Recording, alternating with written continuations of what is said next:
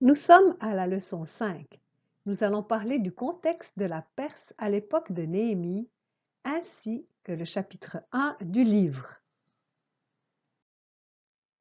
Nous devons nous rappeler que la venue d'Esdras, qui est décrite dans les derniers chapitres du livre d'Esdras, était un important renouvellement de l'alliance pour le peuple d'Israël et que ce renouveau continue dans le livre de Néhémie.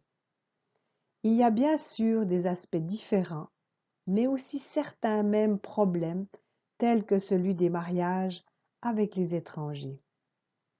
Vous verrez que, alors qu'Esdras était principalement soucieux de l'enseignement de la Torah, Néhémie sera soucieux de la sécurité de la ville.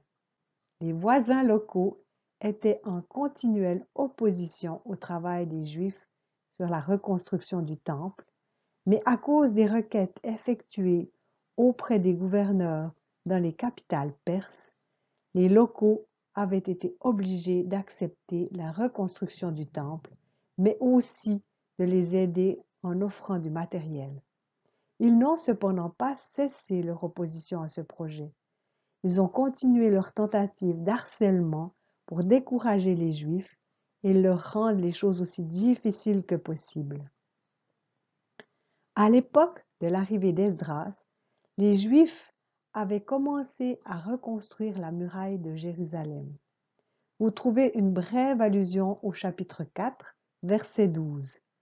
Dans la lettre à Artaxerxès, il est mentionné que les Juifs restauraient les murs et réparaient les fondations de la ville.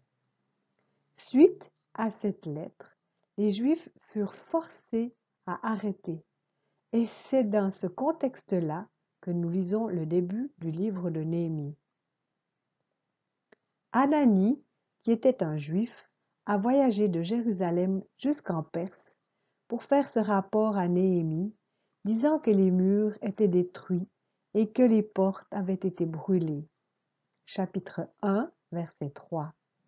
Cette description ne fait pas simplement référence à ce que les Babyloniens avaient fait en 536 avant Jésus-Christ, ça fait aussi référence à ce que les officiers locaux ont fait pour appliquer l'ordre d'arrêt d'Artaxerxès. Ils ont détruit tout effort qui avait été réalisé pour reconstruire la muraille et les portes. Ce rapport arrive jusqu'à Néhémie environ en 445 avant Jésus-Christ.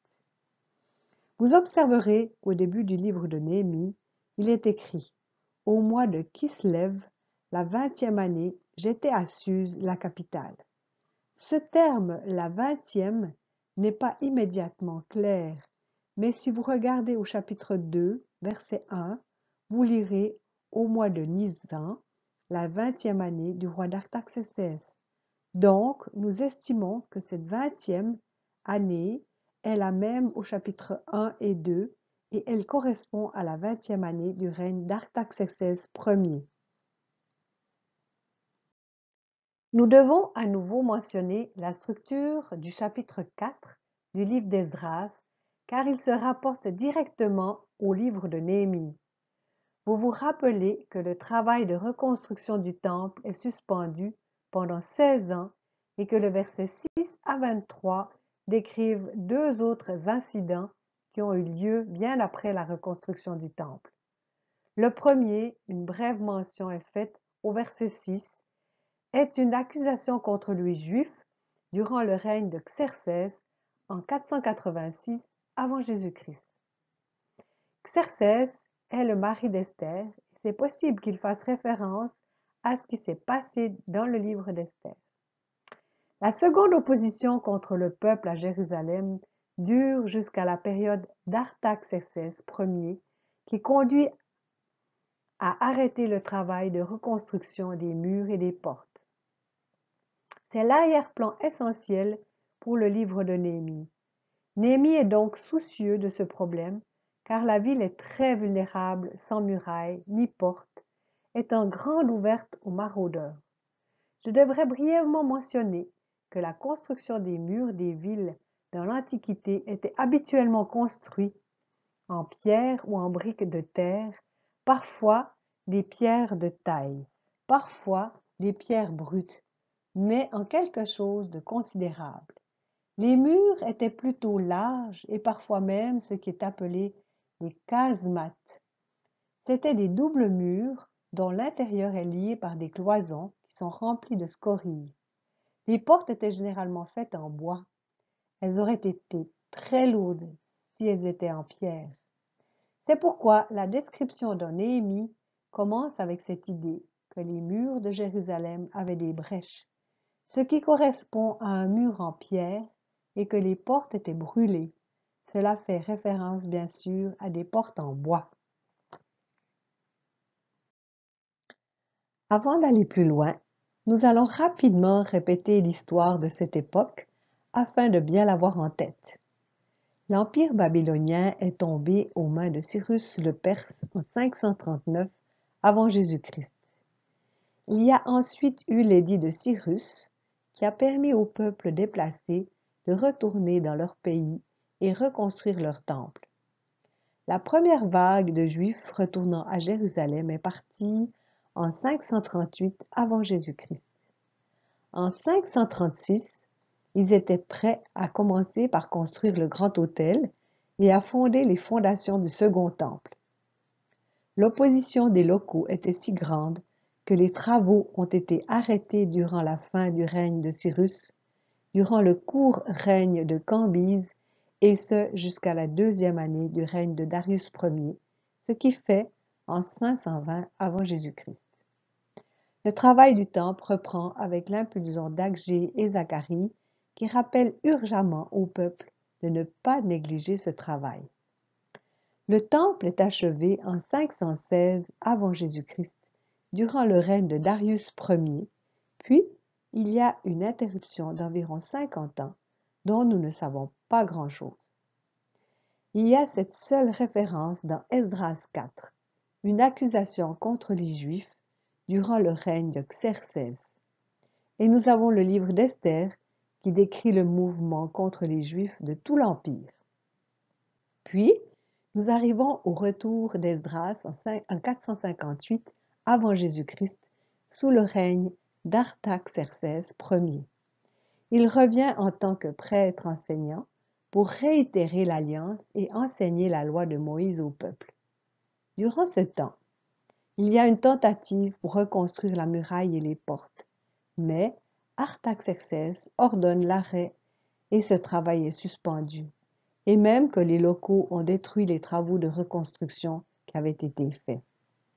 Néhémie arrive en 445 avant Jésus-Christ, la 20e année du roi d'Artaxerxès. Vous voyez les 4 derniers rois de l'Empire perse que j'ai listés. L'Empire perse arrive à son terme avec Darius III, qui devra faire face à l'impitoyable armée d'Alexandre le Grand. En 333, les armées d'Alexandre rencontrent les soldats de Darius, au nombre d'un demi-million. À la bataille d'Issos où l'armée perse est écrasée. Ensuite, Alexandre marche en direction de l'Égypte en passant par la Palestine. Après avoir soumis ces zones, il retourne en Mésopotamie. Sur la plaine du Tigre, il y a une nouvelle bataille avec la cavalerie perse et une fois encore, les Grecs ont la victoire. Ainsi, en 330 avant Jésus-Christ, l'Empire perse arrive à sa fin et il est absorbé dans l'Empire d'Alexandre, l'Empire grec. Cela nous a amenés un peu plus loin que le simple contexte du livre de Néhémie, mais ainsi, vous avez une idée d'où en était l'histoire à ce moment-là. Contrairement à Esdras, Néhémie ne semble pas être un prêtre, mais quand il entend le rapport de Hanani comme quoi les murs de Jérusalem sont détruits, il est inquiet, car il sait instinctivement que ce genre de vulnérabilité pour la ville de Jérusalem n'est pas une bonne chose. Il commence alors une prière de confession au milieu de sa détresse et une supplication pour l'aide de Dieu. Nous lisons dès le verset 5. « Ah, Éternel, Dieu des cieux, Dieu grand et redoutable, toi qui gardes l'alliance et la bienveillance envers ceux qui t'aiment et qui gardent tes commandements. Que ton oreille soit attentive et que tes yeux soient ouverts pour exaucer la prière de ton serviteur. Nous avons péché, nous avons vraiment mal agi envers toi. La prière de Néhémie ressemble beaucoup à la prière d'Esdras, car c'est une confession dans laquelle il s'identifie lui-même avec les péchés de sa propre nation. C'est important parce que c'est vraiment ce qui est décrit à la fin des malédictions dans le livre de Deutéronome, que si, comme discipline divine, le peuple d'Israël était dispersé parmi les nations et que s'ils tournaient leur cœur vers Dieu, s'ils confessaient leurs péchés, alors Dieu les entendrait. Donc, Esdras et Néhémie prennent part à ce genre de confession. Vous pouvez lire la suite de la prière de Néhémie qui fait référence au passage de Deutéronome. L'homme dont il parle à la fin du verset 11 fait directement référence à Artaxerxès Ier. Souvenez-vous que c'est ce même Artaxerxès qui a émis l'ordre d'arrêter la reconstruction de la muraille de Jérusalem. Donc, ce n'est pas une mince affaire pour lui de confronter son propre roi avec l'idée qu'il puisse révoquer son ordre. La position de Néhémie, comme mentionné à la fin du premier chapitre, est échanson du roi. Habituellement, c'est un officier de très haut rang, car l'échanson du roi avait une relation très proche avec le roi. Il était avec lui tous les jours et son devoir était de tester toute nourriture ou vin qui serait donné au roi, particulièrement dans le contexte d'un risque d'empoisonnement qui était l'une des anciennes méthodes par lesquelles les souverains étaient parfois assassinés. Avant de terminer ce cours, nous allons parler un peu du contexte de la Perse et d'archéologie. Vous voyez deux coupes à boire avec des détails très élaborés. Ces coupes appelées ritons datent de l'époque perse, à peu près celle qui nous concerne actuellement, entre le 5e et le 4e siècle avant Jésus-Christ. Selon Hérodote, l'historien grec, les Perses n'ont jamais finalisé un accord ou un traité ou émis un document étatique sans boire de manière symbolique avec de telles coupes. Celle de gauche est en argent, celle de droite est en or.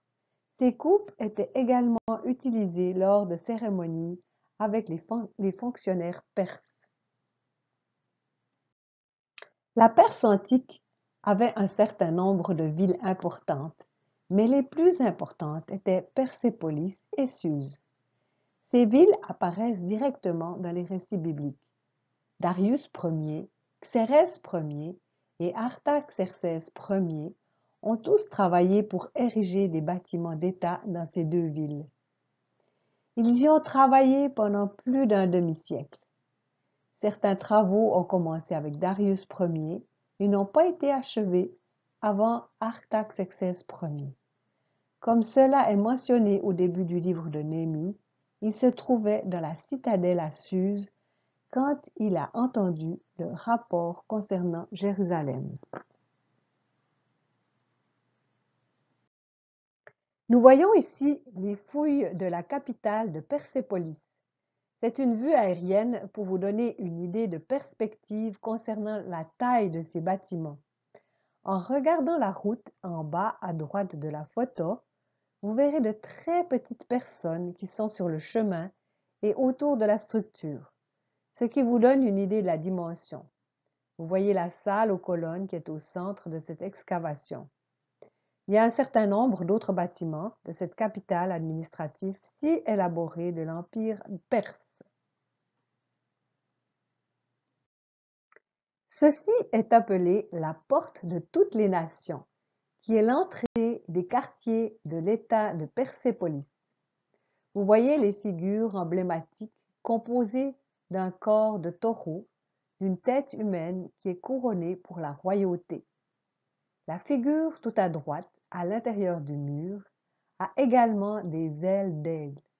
Comme les créatures qui sont décrites dans le livre de Daniel, ces créatures composées étaient perçues comme étant les gardiens de l'entrée des bâtiments de l'État à Persépolis. Cette photo montre les fondations de Suse qui ont été construites par Darius Ier.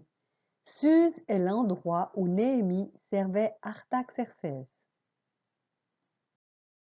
Voici les fondations de la salle des rois à Suse. Elle a été achevée par Artaxerxès Ier. C'est donc dans ce bâtiment-là que Néhémie a vécu et travaillé en tant qu'échanson. Ceci est un magnifique exemple de l'art perse, un bas-relief sur un mur d'une créature composée, comme on peut aussi le trouver dans l'art babylonien et assyrien. Les Perses ont utilisé les mêmes figures pour symboliser les gardiens. Celui-ci en particulier, vous voyez qu'il a le corps d'un lion, ce qui est plus ou moins évident selon la sorte de queue de l'animal. Les 4 pattes sont celles du lion.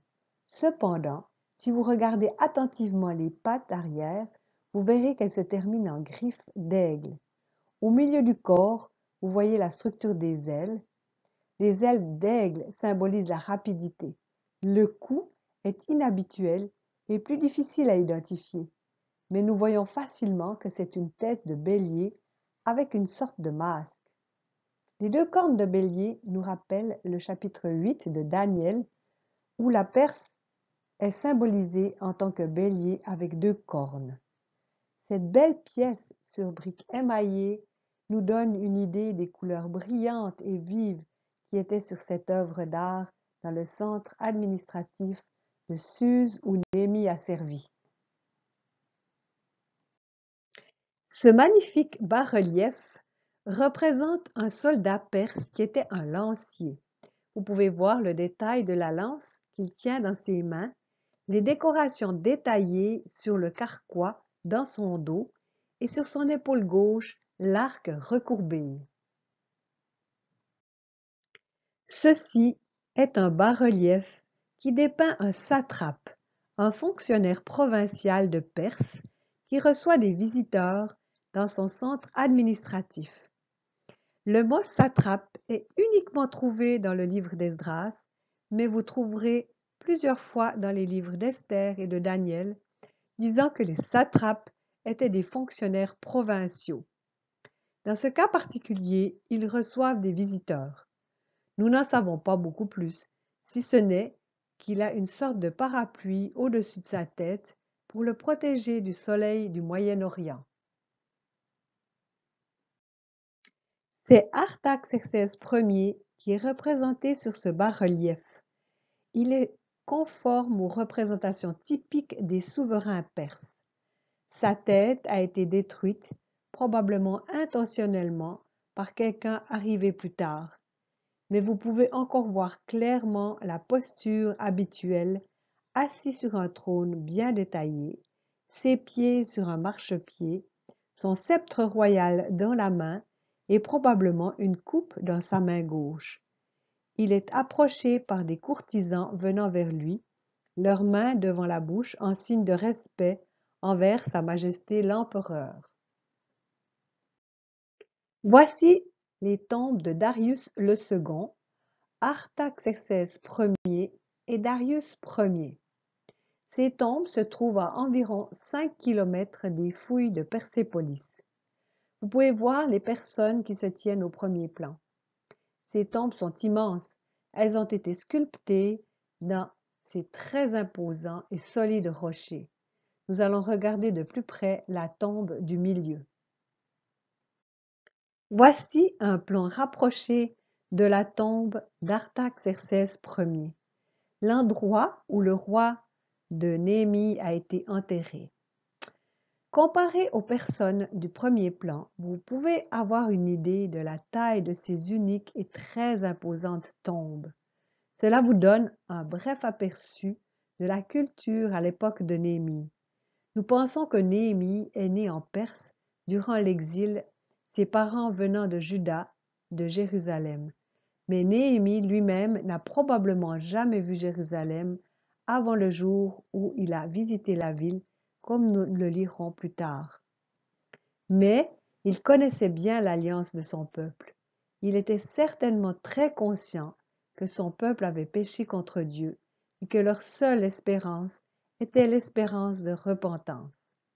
Donc, avec ceci dans son cœur, il est envoyé par Artaxerxès à Jérusalem pour aider à reconstruire la muraille de la ville et ses portes.